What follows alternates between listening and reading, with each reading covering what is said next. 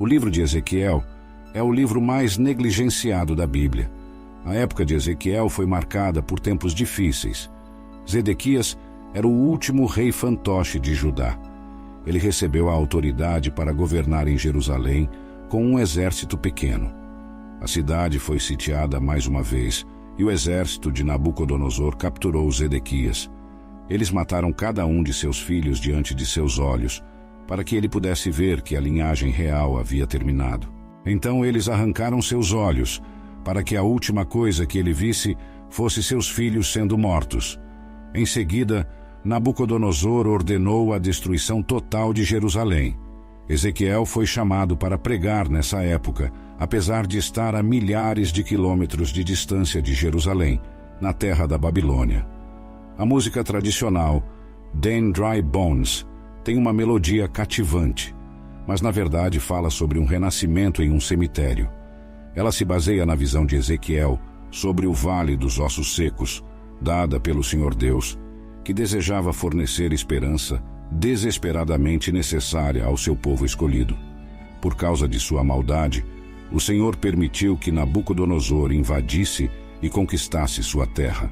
As pessoas se tornaram cativas na terra exótica e distante da Babilônia.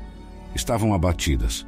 A visão do Vale dos Ossos Secos é principalmente sobre os filhos de Israel, mas também tem implicações práticas para nossas próprias vidas. Ezequiel, capítulo 37, versículos 1 e 2. A mão do Senhor veio sobre mim, e ele me levou em espírito do Senhor, e me colocou no meio do vale, e estava cheio de ossos. Então ele me fez passar por eles ao redor, e eis que havia muitos, espalhados pelo vale, e eis que estavam muito secos. O Senhor apareceu a Ezequiel na forma de um vale cheio de ossos secos. Deus não muda a localização de Ezequiel, mas lhe dá uma percepção vívida de que ele foi levado a um vale cheio de ossos. Sua secura indica que eles estavam lá por um longo período de tempo. Os ossos também sugerem que o vale já foi habitado, mas não mais. O Senhor queria que a mente e o espírito de Ezequiel fossem profundamente afetados pela aparente falta de esperança da situação. Se não tivermos cuidado, nossos lares podem se decompor em um monte de ossos secos. Quanto mais ignoramos as palavras de Deus, as regras familiares, mais provavelmente elas se tornarão um esqueleto. Até mesmo alguns cristãos que antes caminhavam com o Senhor se tornaram um monte de ossos. Eles vivem do que foram em vez do que deveriam ter sido. Efésios capítulo 6, versículos 1 a 4. Filhos, obedeçam a seus pais no Senhor, pois isso é justo. Honra teu pai e tua mãe, que é o primeiro mandamento com promessa, para que te vá bem e tenhas longa vida na terra. E você, pais, não provoquem seus filhos à ira, mas os criem na disciplina e instrução do Senhor. Ezequiel capítulo 37, versículo 3. E ele me disse: Filho do homem, acaso poderão reviver estes ossos? Eu respondi: Senhor Deus, tu o sabes. Ezequiel respondeu à pergunta de Deus sobre se os ossos eram capazes de sustentar a vida, afirmando que somente o Senhor sabia com certeza. Segundo Ezequiel, a situação era impossível. Quando contemplamos a importância do dia, também podemos refletir sobre os tempos que virão. Se desejamos ver um avivamento, caberá ao Senhor trazê-lo, assim como ele fez na época de Ezequiel. Mas Deus é capaz de realizar tudo o que ele determina. Ele é o Deus do impensável. Lucas, capítulo 18, versículo 27. Ele, porém, respondeu: O que é impossível para os homens é possível para Deus. Ezequiel, capítulo 37, versículos 4 a 8. Novamente ele me disse: Profetize sobre estes ossos e diga-lhes: Ossos secos, ouçam a palavra do Senhor. Assim diz o Senhor Deus a estes ossos: Certamente farei entrar o fôlego de vida em vocês e vocês reviverão. Colocarei tendões sobre vocês, farei crescer carne sobre vocês. Cobrirei vocês de pele e porei o fôlego em vocês e vocês viverão. Então vocês saberão que eu sou o Senhor. Então profetizei como fui ordenado, e enquanto eu profetizava, houve um barulho e, repentinamente, um ruído de ossos se juntando, osso ao seu osso. E à medida que eu olhava, os tendões e a carne cresciam sobre eles, e a pele os cobria, mas não havia fôlego neles. Ezequiel recebeu posteriormente instruções do Senhor para pregar aos ossos que já haviam morrido. Ezequiel estava sendo mostrado por Deus uma verdade crucial que todos nós precisamos compreender, que é que a proclamação da palavra de Deus carrega consigo poder. A vida a ser encontrada na Bíblia. Ela oferece vida e fé àqueles que a recebem.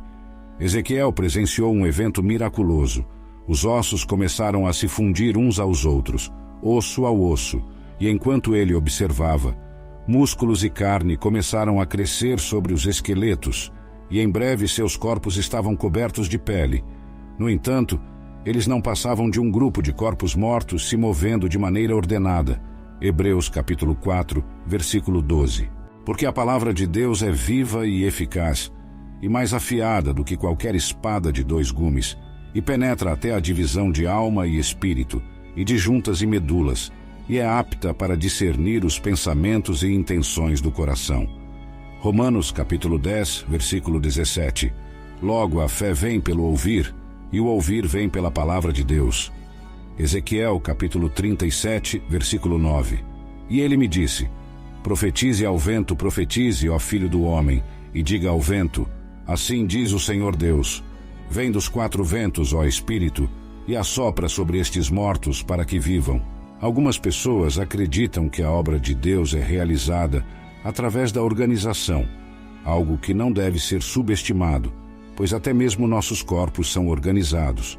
Uma igreja pode ter seus assuntos em ordem, mas se não tiver o fôlego, a igreja não passa de um corpo sem vida.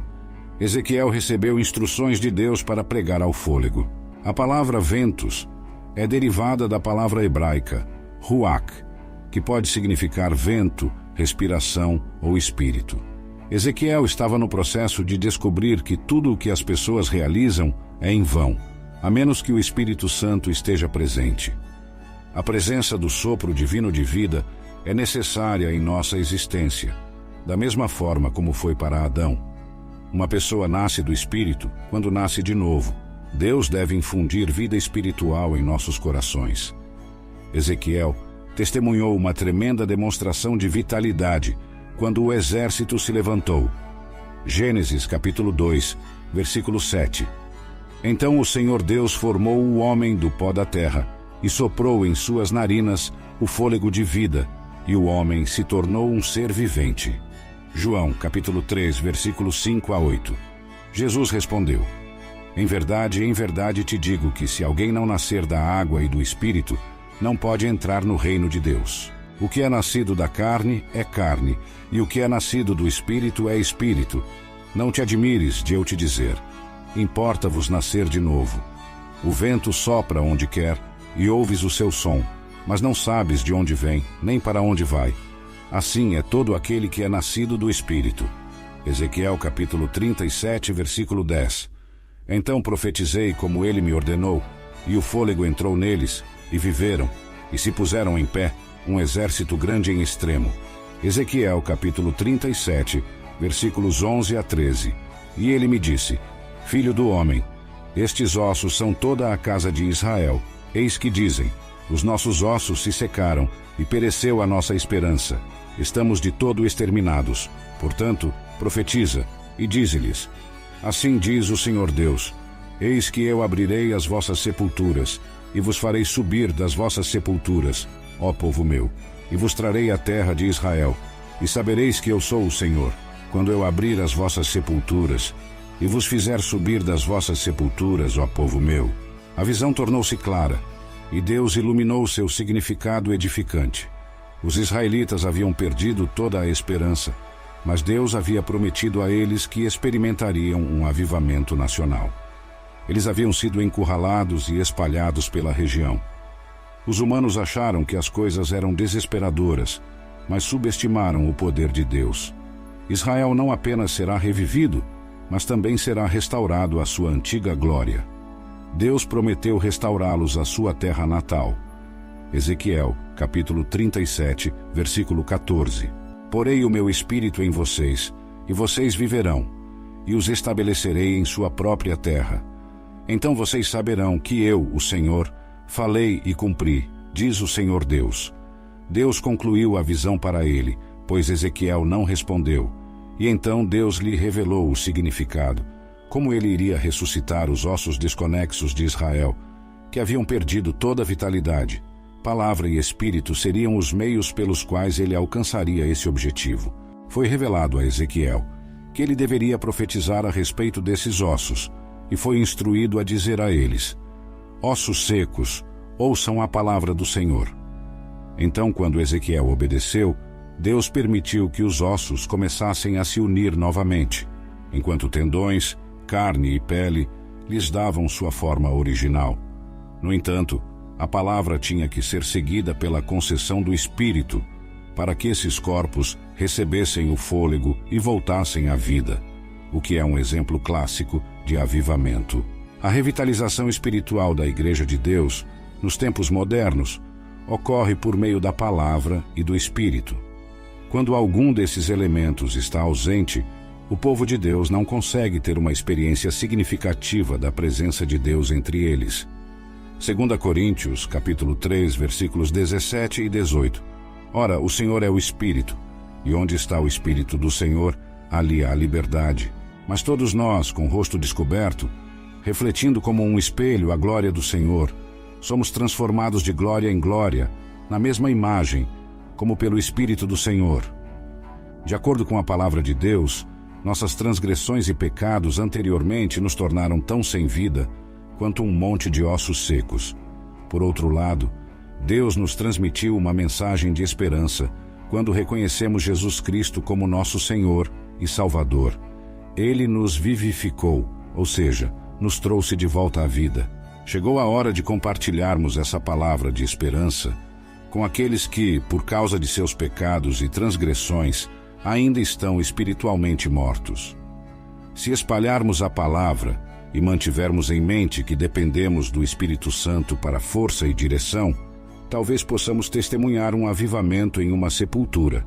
Efésios, capítulo 2, versículo 1. E vos vivificou, estando vós mortos em ofensas e pecados. Romanos, capítulo 5, versículo 8.